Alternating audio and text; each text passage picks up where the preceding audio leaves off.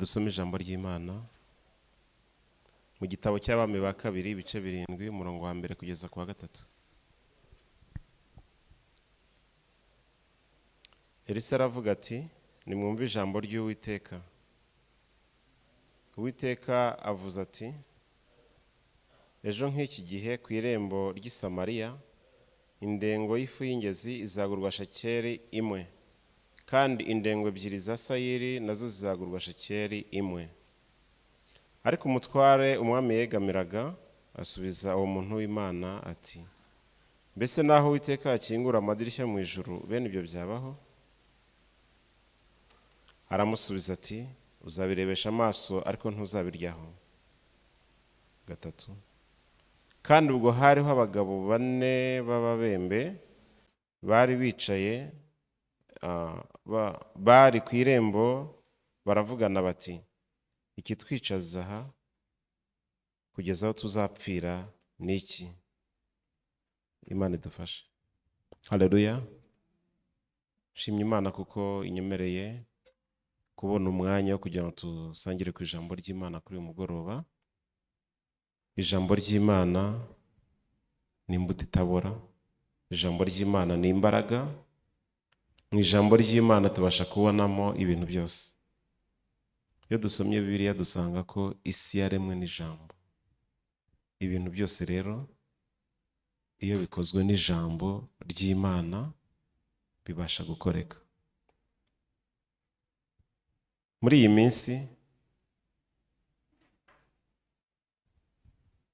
hariho ibibazo byinshi cyane cyane mu rubyiruko. Bashimiye kuba mwantumiye mu giterane cy'urubyiruko cyateguwe n'urubyiruko. Imana y'umugisha. Urubyiruko rwinshi muri iyi minsi rufite ikibazo cy'uko akazi kabuze, ugasanga ibyiringiro byarabuze, ugasanga bariheba, bariganyira, bafite ibibazo bitandukanye. Ariko muri uyu mwanya ni umwanya mwiza wo kugira ngo tuganire turebe icyo ijambo ry'Imana ribivugaho. Ni byiza ko twicara tugatekereza tukibaza ese koko akazi karabuze cyangwa akazi ntabwo kabuze? Mu ruhande rumwe iyo urebesheje amaso ya bugufi usanga akazi karabuze. Waraba mu rundi ruhande ugasanga abandi baravuga ko akazi kababanye kenshi. Ubwo urumva ko ari impande ebyiri ziba zitandukanye, zibona ibintu mu buryo butandukanye. Ariko twagombye kureba niba tudafite akazi ese twakabona dute? Ese ni gute ibibazo mfite byakemuka? Haleluya. Hari umuntu wifuza kumva yaba umukene se? Hari n'umwe? Muri twe niba hari ujya asenga ati Mana uzampe gukena, yazamura ikiganza gutyo tukareba. Mu isi nta muntu n'umwe wifuza kuba umukene. Twese twifuza kuba abantu bafite icyo bafite, kuko ufite icyo ufite ntabwo wiganyira. No kugera ku rusengero byakorohera kuko biragufasha. Niba utega imodoka cyangwa se moto biragufasha kugira ngo niba ufite ubushobozi ugere ku rusengero. Niba ujya mu kazi biragufasha kugira ngo akazi kawe kagende neza. Niyo mpamvu nta muntu n'umwe wifuza kuba umukene cyangwa se umutindi. Imana twizera ni Imana ifite byose, ishobora byose, ikora byose, nta na kimwe kiyinanira. Haleluya. Hari uwizera Imana idashobora byose hano? Hari n'umwe? Nzi neza yuko niyo dusenga tuvuga tuti Mana Data twese ushobora byose. Sibyo? Twese niko dutangira isengesho. Icyo gihe rero tugomba kwizera ko n'ubundi Imana ishobora byose. Kuko n'ubundi ishobora byose. Ibyo turabizi. Mu gihe Imana ishobora byose rero tugomba kwakira ya Mana ishobora byose mu mitima yacu. Mu gihe tuyakiriye neza ikaba muri twebwe, icyo gihe tuzaba abantu bafite umudendezo n'amahoro n'ibyiringiro bafite imbaraga z'umutima ku buryo umutima wacu uzaba ukomeye igihe tuzaba turi kumwe n'Imana ishobora byose mu mitima yacu. Ariko niducumbikira amaganya mu mitima, icyo gihe amaganya niyo azatuyobora, atuganze. Amaganya azadushyira mu bwihebe n'ubwigunge no gukonja. Ariko nitugira ibyiringiro mu mitima yacu, tuzaba dufite imbaraga zisumba byose, ku buryo noneho tuzaba dufite ikintu gitsika umutima, tuvuga tuti Imana yacu ishobora byose. Mu gihe ishobora byose, bya bindi, bwa butunzi bwayo, ubwenge bwayo, imbaraga zayo, ubutunzi bwayo, byose bizaza kuri twebwe. Haleluya. Iyo twiga amasomo ajyanye no gutekereza cyangwa se ajyanye n'imitekerereze, hari ingingo 3 z'ibanze cyangwa se inkingi 3 z'ibanze tugomba kubakiraho. Harimo gutekereza byimbitse, kumenya kwitegeka, ndetse no gusabana n'abandi. Izo ngingo 3 iyo tubashije kuzubakiraho neza, zihinduka urufatiro rwiza rukomeye ku buryo tubasha kugira aho tugera. Tuba dufite umusingi ukomeye, nk'uko umufundi nawe yajya kubaka inzu ye cyangwa nyir'inzu yajya kubakisha inzu, agomba gushaka ibikoresho bikomeye bihagije. Ntabwo ushaka kubaka inzu izaramba, ntabwo washyira muri fondasiyo inkarakara. Ubu byaraciwe. Umujyi wa Kigali wemereye abantu kuba twakubakisha inkarakara, ariko utegeka ko twubaka fondasiyo ikomeye. Fondasiyo y'amabuye igizwe na sima, kandi ifite byibura santimetero 20 hejuru y'ubutaka, ku buryo amazi atakwinjiramo. Ibyo mwari mubizi? Ni ku itegeko ry'umujyi wa Kigali ribitegeka. Ni ukuvuga ngo niba ushaka kubaka inzu uko waba uri ko kose, umujyi wa Kigali barakwemerera. Ako byibura iyo nzu iciriritse, iha urufatiro rukomeye, uyubake neza, ikomere. Mu buryo busanzwe bwacu bw'umubiri nabwo, ibyo ni kimwe. Mu buryo bwacu bw'imibereho nabyo ni kimwe. Tugomba kuba dufite fondasiyo muri twebwe ihagije. Nta yindi, ni ibyiringiro. Ako se ibyiringiro twabikura he? Nta handi usibye ku Uwiteka Imana. Niho honyine dushobora gukura ibyiringiro. Mu ijambo ry'Imana niho honyine tubasha gukura ibyiringiro. Imana kuko tuzi ko izi ibyacu byose, izi biri imbere byose, ubuzima bwacu bwose buri mu biganza by'Imana. Iyo dufite Imana mu mitima yacu, tubasha kubaho mu mudendezo, tukabagira amahoro mu mutima, tukagira ibyishimo nk'uko Adamu na Eva bari babifite cya gihe cya mbere batarava muri Edeni. Babagaho neza, batuje, bafite ibyiringiro, ntacyo bakenaga, ntacyo biganyiraga, ntibakenaga ibyo kwambara, ibyo kurya byabaga bihari, ibyo kunywa byabaga bihari, ikintu cyose cyabaga gihari. Uwiteka buri mugoroba yajyaga aza abagenderera ku mafu ya nimunsi. Bibiliya ni kwitubwira, Uwiteka akaza akabagenderera. Haleluya. Uko niko natwe dukwiye gutunga iyo Mana, umutunzi wa byose, mu mitima yacu. Igihe tuyitunze ni ibintu byoroshye, birikora. Bimera nko guhuza insinga z'amashanyarazi ndetse na ampure. Iyo zihujwe n'umuriro ndetse na ampure, icyo gihe tubasha kubona umucyo nk'uko tufite ubu ngubu. Iyo dufite Imana muri twebwe, n'ubundi byose birihuza, birikonegita. Muri Matayo Yesu yabwiye abigishwa, barabwira ati mubanze mushake ubwami bw'Imana no gukiranuka kwayo, ibindi byose tuzagera dute? Tuzabyongererwa. Haleluya. Tubanze dushake ubwami bw'Imana no gukiranuka kwayo, ibindi byose tuzabyongererwa. Noneho hari ikibazo twagombye kwibaza, twakwibaza tute se ubwami bw'Imana twarabonye cyangwa ntiturabubona? Utarabona agomba gushaka ubwami bw'Imana mu mutima we, bugaturamo. Yesu akoza ibyaha bye byose, agahinduka uwera nk'uko Imana yera, abiheshejwe no kwizera nk'uko ijambo ry'Imana ribitubwira. Ariko ku bamaze noneho kwakira agakiza k'iteka ryose, bamaze kwakira imbabazi z'iteka ryose, icyo dusabwa ni iki? Hari intambwe ya kabiri tugomba gutera. Intambwe ya mbere tubona ko ari ukubanza gushaka ubwami bw'Imana no gukiranuka kwayo. Iyo niyo ntambwe ya mbere, ni rwo rufatiro rwa mbere. Ariko ku rufatiro ntabwo biba bihagije, ntabwo bivuze ngo inzu yuzuye. Mu gihe umuntu yubatse fondasiyo nubwo wayikoresha ibishoboka byose, ntabwo bivuze ko inzu yuzuye. Hari ikigomba kuzuraho, intambwe ya kabiri. Yesu yaravuze ngo igihe kimwe Petero yagiye mu nyanja kuroba, akesha ijoro, we na bagenzi be ntacyo bafashe. Yesu ahageze arababaza ati ese hari icyo mwafashe? Bati mwigisha, twakesheje ijoro turoba rwose nta na kimwe twafashe. Yesu yabasubije iki? Yarababwiye ati noneho igira imuhengeri, ujugunye inshundura zawe urobe. Haleluya. Icyo yamusabye ku ntambwe ya kabiri, Petero amaze kwakira ubutumwa bwiza, amaze kwakira ijambo rya Yesu, yaramubwiye ati noneho jugunya inshundura zawe, tera intambwe, wigira imuhengeri, jugunya inshundura zawe urobe. Haleluya.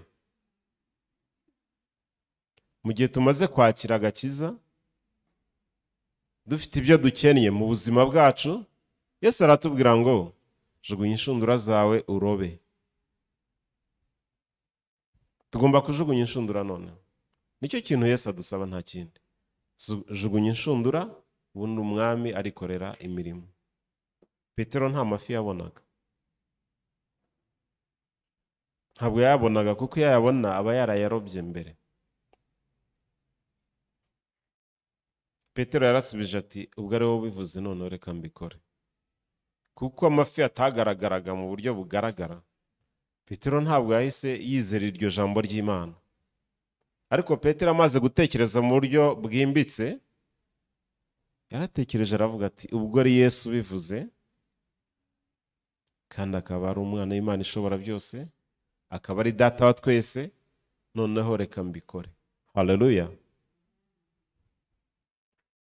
Ubwo ari wowe ubivuze, reka mbikore. Haleluya. Mu gihe tudafite akazi cyangwa se tudafite ibyo dukora, tumaze kwakira ubwami bw'Imana, tugomba kujugunya inshundura zacu noneho tukaroba, kuko ijambo ry'Imana rirabitwemerera. Uyu munsi nababwira ngo noneho mugende mujugunya inshundura zanyu murobe. Mugende mufungure kampani. U Rwanda rwacu rwemera ko umuntu afungura business. Wifungure kubwo kwizera.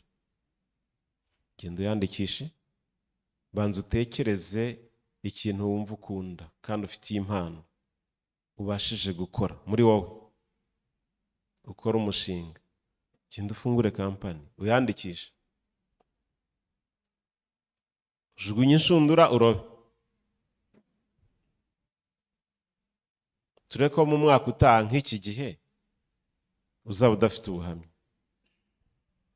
Genda ubikore, ujugunye inshundura zawe, ufungure kampani, nibyo byo kujugunya inshundura, noneho urobe. Ijambo ry'Imana ryatubwiye ngo ejo nk'iki gihe. Hari ahandi Imana yabwiye Aburahamu ngo mu mwaka utaha nk'iki gihe.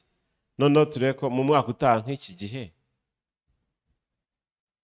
ijambo ry'Imana rizaba ritakoze. Ijambo ry'Imana rizaba ryakoze, kuko rifite imbaraga, rifite ubutware, rifite ubushobozi. Ikintu dusabwa cyonyine ni uguhuza ijambo ry'Imana n'imitima yacu. Mu gihe twahuje ijambo ry'Imana n'imitima yacu, icyo nicyo gihe Imana ikorera muri twe. Guhuza ijambo ry'Imana n'imitima yacu ni ukuhe? Ni uko tugomba gutera intambwe noneho. Petero iyo Yesu amubwira ngo igira imuhengeri ntahigire, ntajyeyo, akamubwira ngo jugunya inshundura ntazijugunye, tekereza ko yari kubona ifi? Nta nimwe yari kubona, n'ururagara ntabwo yari kurubona. Ntabwo ifi ubwazo zari gusimbuka ngo zive mu mazi ziterere mu nshundura, oya. Ahubwo Petero yagiye ajyana na Yesu intambwe ku ntambwe. Yesu aramubwira ati igira imuhengeri. Petero atera intambwe ajyayo, asunika amato aragenda kuko yari mu bwato. Niko gutera intambwe. Ntabwo yateye intambwe hejuru y'amazi, yigiye imuhengeri, yakoze ibyo bita kugashya. Yigira imuhengeri, noneho arongera afata inshundura arajugunya araroba. Haleluya. Urubyiruko ruri aha nizere ko mugomba kugira ibyiringiro, pana guhorana amaganya, usenga kuva ku itariki ya mbere kugeza itariki ya mbere z'ukwa mbere kugeza 31 z'ukwa 12, ugisenga uvuga ngo Mana mpa akazi. Akazi karahari ahubwo karakubuza. Akazi nako karimo karavuga kati ko nabuze abankora, nabuze abantu bankora. Ubwo bizacura iki? Umucamanza ninde? Imana izagusubiza gute kandi utigiye imuhengeri? Igira imuhengeri urobe. Ifi zirahari, ibintu byose birahari. Umushumba ko niwe ukunda kutubwira ngo byose byariteguwe muze mu bukwe. Haleluya. Ni ukuvuga ngo mu bukwe bw'umwana w'umwami, igihe yashakaga gucyuza ubukwe bwe, umuhungu we akora mariage cyangwa se arongora, yateguye byose ibintu byose byari bikenewe. Ari byo mu gikoni byari bihari, ibiribwa n'ibinyobwa, intebe zari zihari, ibintu byose byari biteguwe. Ariko ikibazo ni uko abantu banze kuza mu bukwe. No muri ubu buzima bwacu ni ukuvuga ngo abantu benshi ntabwo bitabira umuhamagaro bafite muri bo. Umuntu wese Imana yamuremanye impano. Ntabwo impano yanjye ariyo yawe, impano yawe ntabwo ariyo ya mugenzi wawe mwicaranye. Buri wese Imana yamuhaye impano. Iyo dusomye mu gitabo cya Zaburi haratubwira ngo Uwiteka yaranyanyagije aha abakene, gukiranuka kwe guhoraho iteka ryose. Haleluya. Uwiteka yaranyanyagije aha abakene, kandi gukiranuka kwe guhoraho iteka ryose. Nicyo gituma noneho tugomba kujyana n'ijambo ry'Imana intambwe ku ntambwe nk'uko twabivuze. Niba ijambo ry'Imana rivuze ngo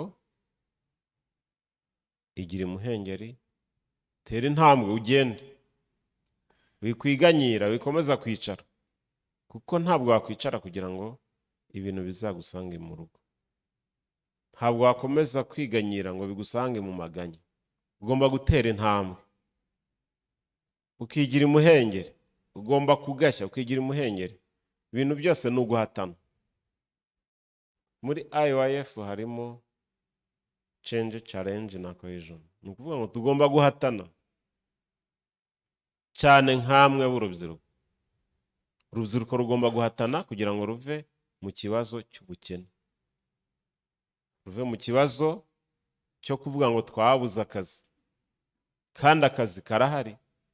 Ahubwo hari igihe ibyo wita akazi cyangwa se bitezemo ko ari akazi atari ko kazi, ahubwo bya bindi udatekereza ko ari akazi bikuzengurutse niko kazi. Ibiri hafi yawe, ibyo ubona hafi, bya bindi usa naho usuzugura, genda ubikore, urebe ko Uwiteka ataguha umugisha.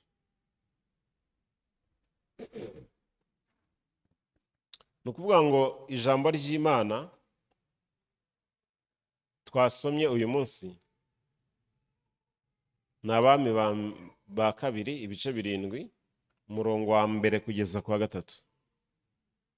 Umugaragu w'Imana, Imana yaramubwiye ngo genda ubwire abantu banjye uti ejo nk'iki gihe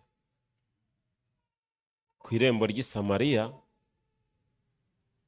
indengo y'ingezi y'ifu izagurwa shekeri imwe, n'indengo ebyiri za sayiri zizagurwa shekeri imwe. Cyari igiciro cyagombaga kuba kigabanutse ku buryo bwose bushoboka abantu batagombaga kwiyumvisha. Byari ibintu bitariho kuko hari hari inzara, abantu bari bagezaho barya n'abana babo, bari bagezaho bagura amahurunguru y'inuma, bakagura ku giciro kandi gihanitse. Ariko kumva ko hazaboneka ifu yo gukoramo umutsima wo kurya ntabwo byumvikanaga. None ijambo ry'Imana ryabivuze ari ibintu bishyizwe vuba cyane, ngo ejo nk'iki gihe.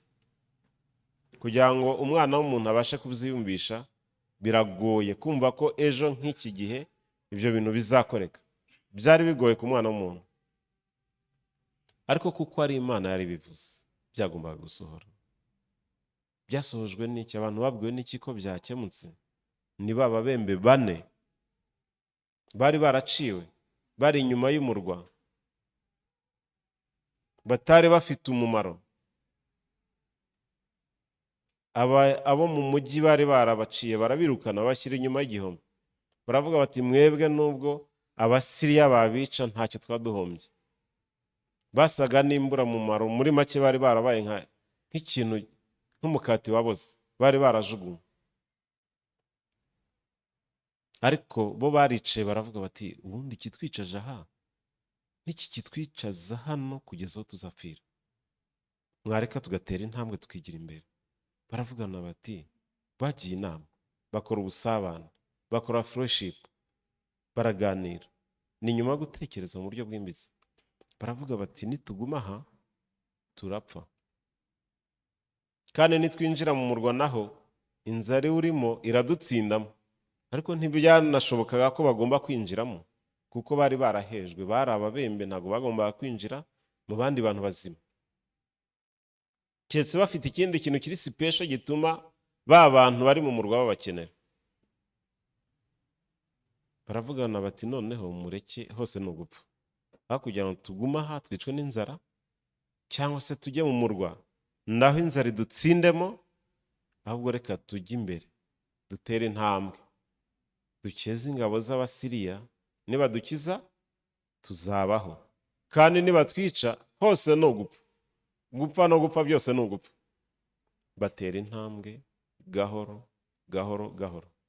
Bageze imbere mu rugero rw'Abasiriya, hafi y'inkambi y'Abasiriya, bahasanze inzara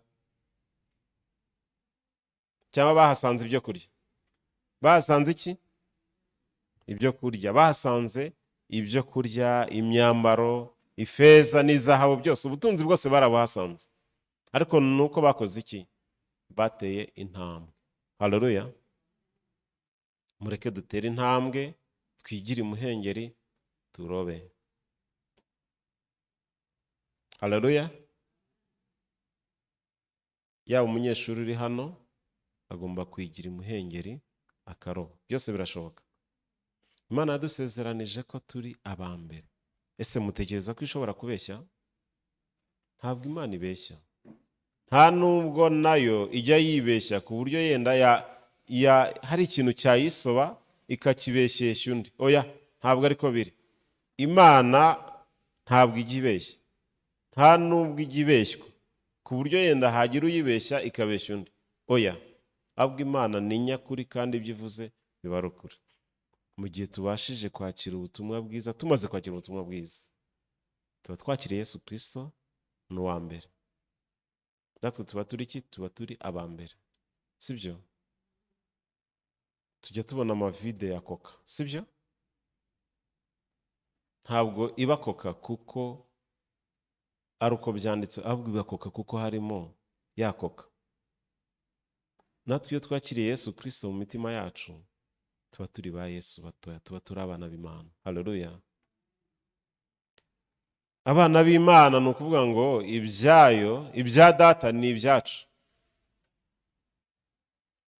Ijambo ry'Imana ritubwira ngo mwana wanjye turabana, turahorana, kandi ibyanjye nibyo byawe. Haleluya. Ibyawe nibyo byanjye. niko ijambo ry'Imana ritubwira. Ni ukuvuga ngo iby'Imana nibyo byacu, kandi Yesu yaradusezeranije ngo nzabana namwe, nzagendana namwe, nzahorana namwe. Ntabwo yigeze avuga ngo nzabasiga mwenyine, yavuze ngo sinzabasiga nk'imfubyi, nzabana namwe iteka ryose, iminsi yose kugeza ku mperuka y'isi. Imperuka y'isi ntabwo turayigeraho, nicyo gituma Imana iri kumwe natwe n'uyu munsi. Tubyizere ko Imana iri kumwe natwe, twizere ko ejo nk'iki gihe Imana ibitangaza yamaze kubikora. Icyo tugomba gukora ni iki? Ni ugutera intambwe tukakira imirimo y'Imana. Haleluya! Mureke dutere intambwe twakira imirimo y'Imana. Reka mpinire hano dusenga Imana kugira ngo twakire na gahunda zikurikiyeho. Murakoze. Turagushimiye Data twese uri mu ijuru, tugushimiye uyu mwanya mwiza w'igiciro duhaye, tugushimiye kuko utugire neza, kandi tugushimiye amasezerano meza waduhaye mu ijambo ryawe, kuko ntabwo wigeze udusezeranya kudusiga nk'imfubyi, ahubwo wavuze ko uzabana natwe iminsi yose kugeza ku mperuka y'isi. Tukuretse gahunda zigiye gukurikiraho, uziyobore, ubane natwe, uduhe ibihe byiza. Byose tubisabye twiringiye Imana mu izina rya Yesu Kristo wabambwe. Amen.